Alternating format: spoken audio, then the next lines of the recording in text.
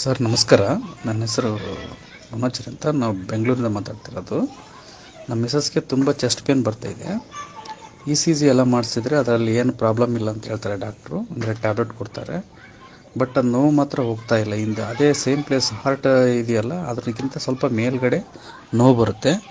ಆಮೇಲೆ ಅದೇ ಸೇಮ್ ಪ್ಲೇಸ್ಗೆ ಹಿಂದ್ಗಡೆನೂ ಕೂಡ ಪೇನ್ ಇರುತ್ತೆ. ತುಂಬ ಪೇನ್ ಅಂತವಳೆ.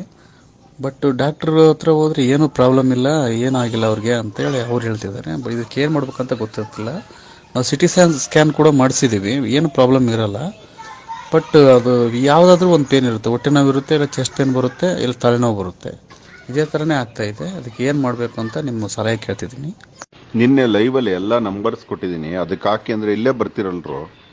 ಡಾಕ್ಟ್ರುಗಳು ಏನು ಪ್ರಾಬ್ಲಮ್ ಇಲ್ಲ ಅಂದರೆ ಪಾಪ ಏನು ಪ್ರಾಬ್ಲಮ್ ಇಲ್ಲ. ಅವ್ರು ಯಾರೋ ಒಳ್ಳೆ ಡಾಕ್ಟ್ರು, ಸತ್ಯ ಹೇಳಿದ್ದಾರೆ. ಬೇರೆಯವ್ರಾಗಿದ್ದರೆ ನಿಮಗೆ ಪ್ರಾಬ್ಲಮ್ ಇದೆ ಅಂತ ಸ್ಟಂಟು ಗಿಂಟು ಅಂತ ಒಂದು 10-15 ಲಕ್ಷ ಖರ್ಚು ಮಾಡಿಸೋರು.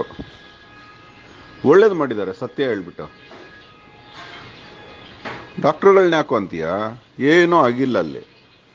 ಸಿಕ್ಕಾಪಟ್ಟೆ ಟೈಮಿಗೆ ತಿಂದೆ, ಹೆಂಗಂದ್ರೆ ಹೆಂಗೆ ತಿಂದರೆ, ನಿದ್ದೆಗೆ ಸರಿಯಾಗಿ ಟೈಮಿಗೆ ನಿದ್ದೆ ಮಾಡಿದೆ ಹೆಂಗಂದ್ರೆ ಹೆಂಗೆ ಮಾಡಿದ್ರೆ ದೇಹ ಹಿಂಗೆ ಆ ನೋವು ಈ ನೋವು ಹೇಳ್ಕೊಳತ್ತೋ.